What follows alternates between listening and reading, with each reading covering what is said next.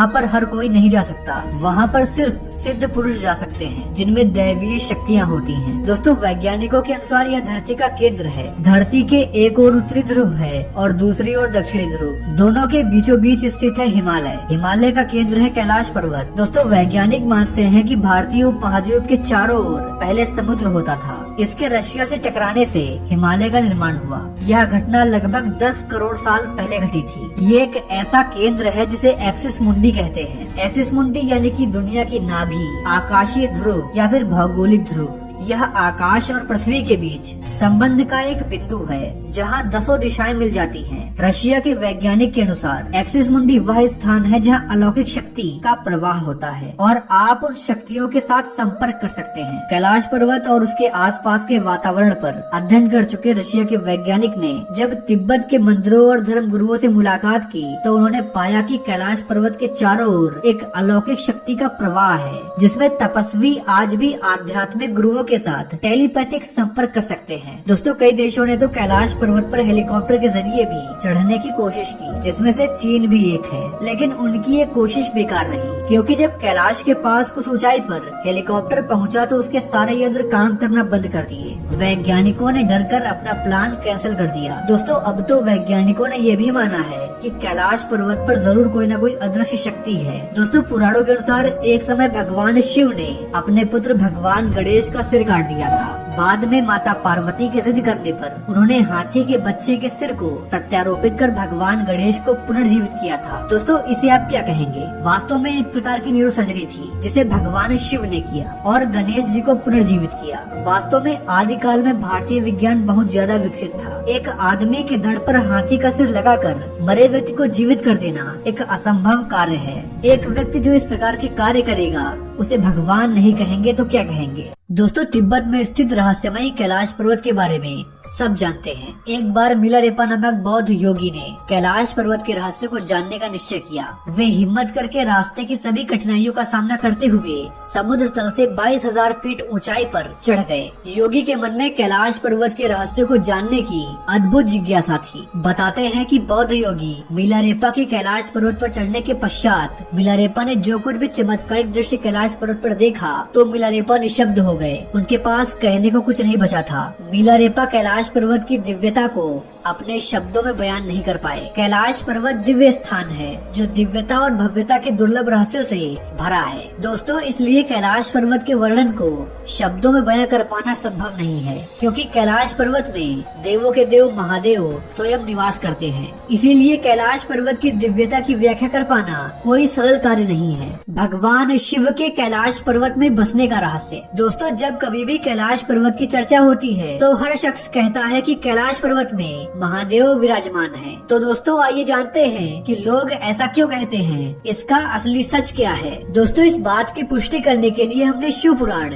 स्कंद पुराण और मत्स्य पुराण आदि ग्रंथों में नजर डाली तो हमें आश्चर्य हुआ, क्योंकि इन सभी ग्रंथों में कैलाश पर्वत के बारे में अलग से दिया गया है, जहाँ कैलाश पर्वत की संपूर्ण महिमा बताई गई है। इन ग्रंथों में स्पष्ट रूप से बताया गया है कि कैलाश पर्वत पर देवादिदेव महादेव का निवास स्थान रहा है। दोस्तों, अब मन में ये प्रश्न उठता है कि भगवान शिव ने कैलाश पर्वत को ही अपना निवास स्थान क्यों चुना? इस बात के पीछे का रहस्य क्या है? दोस्तों, साधु संत बताते हैं कि कैलाश पर्वत को धरती के केंद्र में होने के कारण ही भगवान शिव ने इसे अपना निवास स्थान बनाया, ताकि इस जगह से महादेव समग्र संसार को संचालित कर सके। कैलाश पर्वत की बनावट का रहस्य। दोस्तों, आप कैलाश पर्वत को देखेंगे तो पाएंगे कि कैलाश पर्वत अन्य पर्वत की तुलना में बिल्कुल अलग है। कैलाश पर्वत पिरामिड नुमा दिखाई देता है, जैसे कि किसी दिव्य शक्ति ने कैलाश पर्वत को अपने हाथों से बनाकर यहाँ रख दिया, क्योंकि कैलाश पर्वत जैसी दिव्यता अन्य पर्वतों में नहीं मिलती। दोस्तों, साधु संत बताते हैं कि कैलाश पर्वत की रचना स्वयं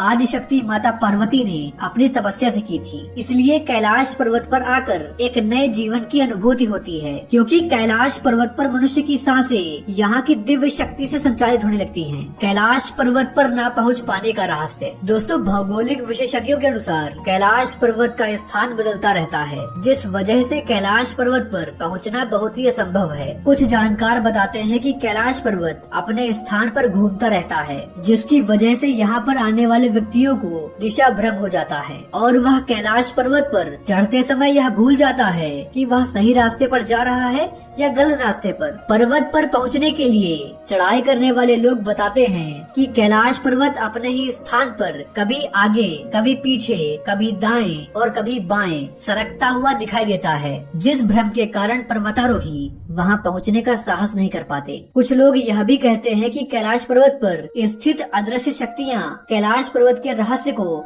उजागर होने नहीं देती, इसलिए कैलाश पर्वत पर चढ़कर विजय कर पाना असंभव हो जाता। दोस्तों, भगवान शिव के निज स्थान माने जाने वाले कैलाश पर्वत से कई प्रकार के रहस्य जुड़े हुए हैं, जिन पर आज भी कई बड़े वैज्ञानिक शोध करने में लगे हुए हैं।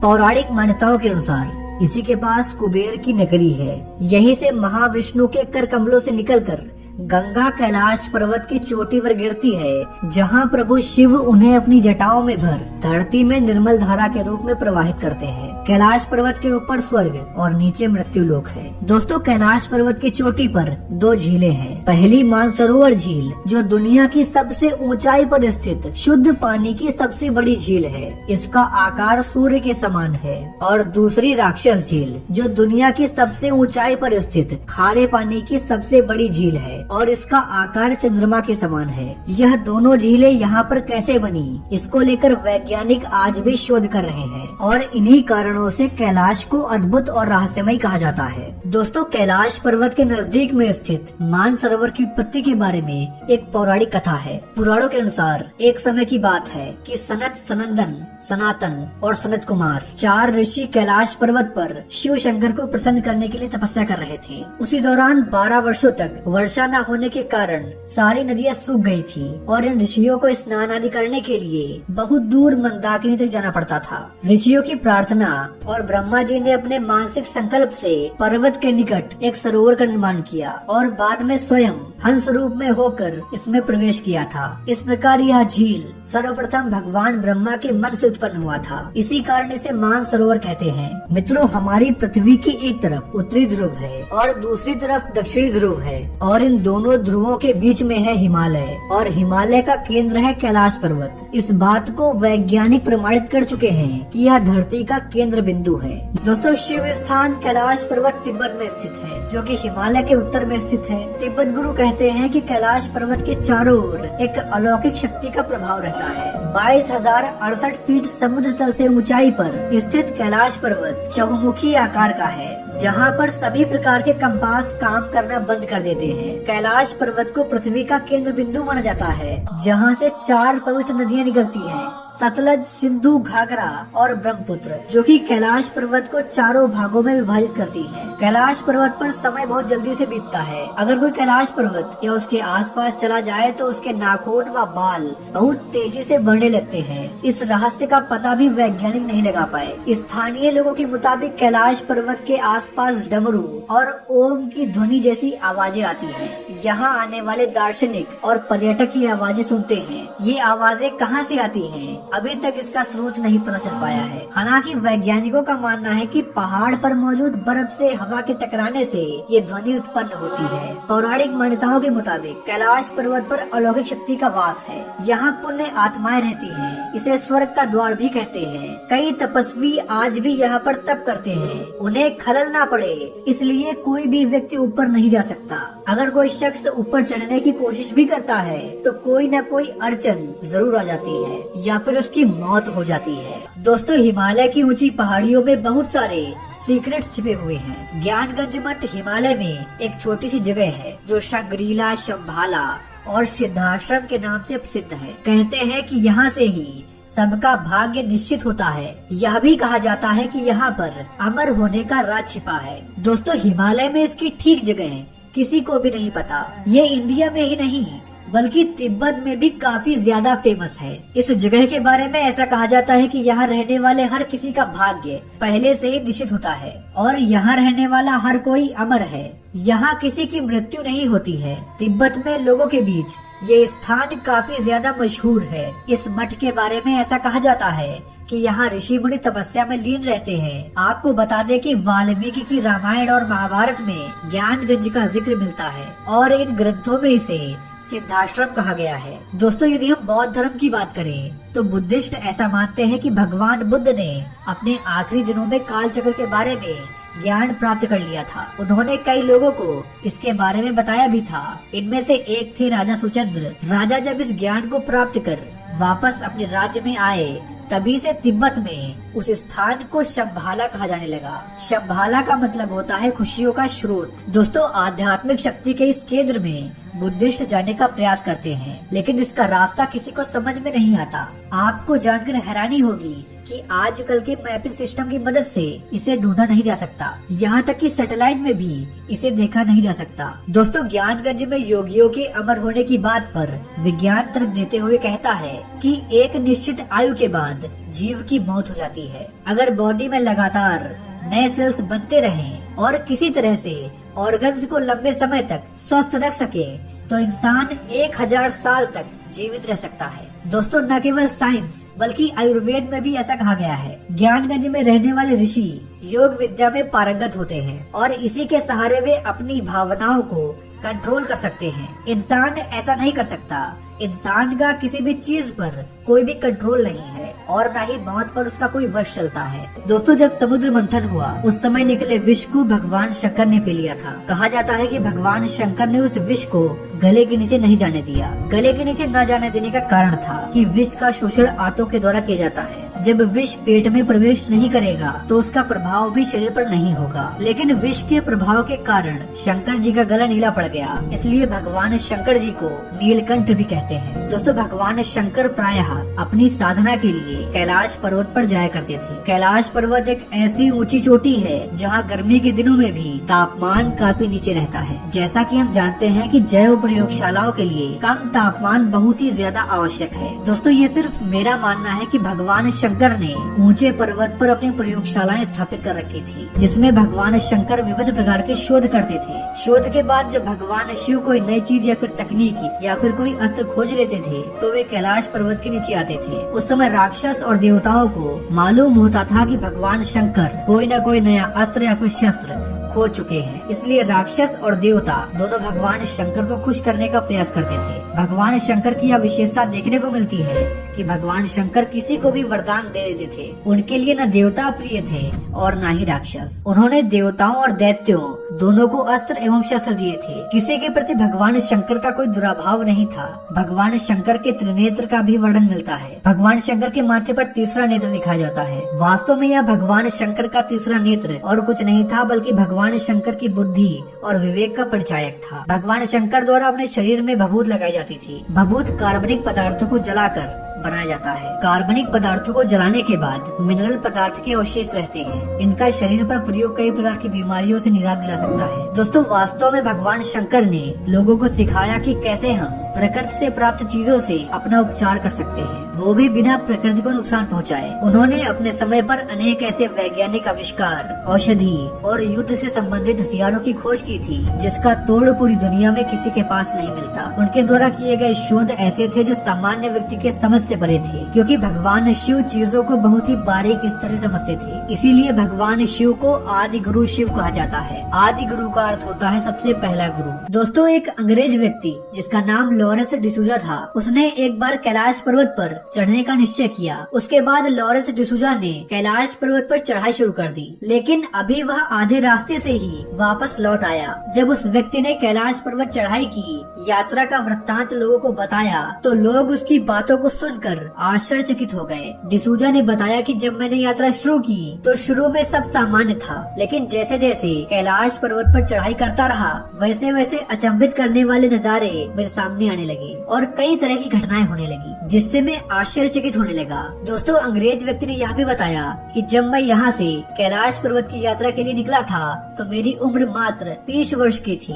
और मेरे बाल पूरी तरह से काले थे, लेकिन जैसे जैसे मैं कैलाश पर्वत पर चढ़ता गया वैसे वैसे मेरे बाल सफेद होते गए, चेहरे और हाथों पर झुर्रियां पड़ने लगी और साथ में मैंने अपनी शारीरिक क्षमता को बहुत ही कम पाया। अब मैं जवान से बूढ़ा लगने लगा था और जब मैंने अपने शरीर के इन परिवर्तनों को देखा तो मैं घबरा गया और कैलाश पर्वत पर चढ़ने का फैसला बदल दिया। वैज्ञानिक कैलाश पर्वत की जलवायु को पर्वतारोहियों के अनुकूल नहीं मानते, इसलिए कोई भी वैज्ञानिक कैलाश पर्वत पर चढ़ नहीं पाता। दोस्तों, चीनी पर्वत होंगचो और लाहाचो का रहस्य। दोस्तों, देवों के देव महादेव का निवास स्थान यानी कि कैलाश पर्वत दो अन्य चो और लाहाचो चीनी पर्वतों के मध्य स्थित है। यह दोनों पर्वत भी कैलाश पर्वत के रहस्यों से प्रभावित हैं। इन दोनों पर्वतों से कई रहस्यमयी आवाजें सुनाई देती हैं। इन आवाजों को सुनकर ऐसा लगता है कि मानो इन पर्वतों पर कोई अदृश्य शक्ति रहती है। कहने का तात्पर्य ये है कि यह दोनों पर्वत भी कैलाश पर्वत की तरह ही बहुत ही ज्यादा रहस्यमयी है। मोक्ष प्राप्ति का रहस्य। दोस्तों, हिंदू ऋषि मुनि के साथ साथ तिब्बत के धर्मगुरु भी ऐसा मानते हैं कि कैलाश मानसरोवर की 3 अथवा 13 परिक्रमा की जाए तो वह व्यक्ति रोग, शोक और भय से मुक्त हो जाएगा और उसके सभी पापों का नाश हो जाएगा। साथ ही ऐसा माना जाता है कि कैलाश मानसरोवर की 108 बार परिक्रमा करने से मनुष्य शारीरिक बंधनों से मुक्त हो जाता है और मोक्ष प्राप्त कर लेता है। कैलाश मानसरोवर की परिक्रमा लगभग 40 किलोमीटर की होती है। कैलाश धूप का रहस्य। दोस्तों, कैलाश पर्वत में एक विशेष प्रकार की वनस्पति पाई जाती है जिसे कैलाश धूप कहा जाता है। देवों के देव महादेव के प्रसाद के रूप में ग्रहण किया जाता है। लोग कैलाश धूप को संजीवनी वनस्पति समझते हैं जिसको ग्रहण करने से व्यक्ति चिरंजीवी बन जाता है। कोंग काला दर्रा। दोस्तों, हिमालय की गोद में बसा है कोंग काला दर्रा। लद्दाख में स्थित है। इस जगह पर जाना बेहद ही मुश्किल है क्योंकि ये दर्रा बर्फ से ढका हुआ है। 1962 में भारत चीन युद्ध के बाद एक सहमति बनी। इस सहमति के तहत दोनों देशों के सैनिक इस जगह पर मोर्चा नहीं कर सकते बल्कि दूर से ही इसकी निगरानी कर सकते हैं। उस समय से ये जगह बिल्कुल वीरान है। इस बारे में भारतीय लोगों का कहना है कि कुछ सिद्ध पुरुष कोंगला दर्रा पर जाते हैं जहां उन्हें उड़न तस्तरी देखने को मिलती है। अगर कोई व्यक्ति उड़न तस्तरी देखना चाहता है तो कोंगला दर्रा में इसे देख सकता है क्योंकि इस जगह पर हर महीने एलियंस आते हैं। लोगों की आवाजाही कम होने की वजह से एलियंस अपनी उड़न तस्तरी लेकर कोंगला दर्रे पर आते जाते रहते हैं। दोस्तों, विज्ञान अब तक उड़न तस्तरी की पहेली सुलझा नहीं पाया है, इसलिए कोंगला दर्रे में एलियंस के आने जाने का रहस्य बरकरार है। गंगखर पुनसुम। दोस्तों, जानकारों की माने तो यह दुनिया में सबसे ऊंचा पर्वत है और आज तक इस पर्वत के शिखर पर कोई भी पहुंच नहीं पाया है।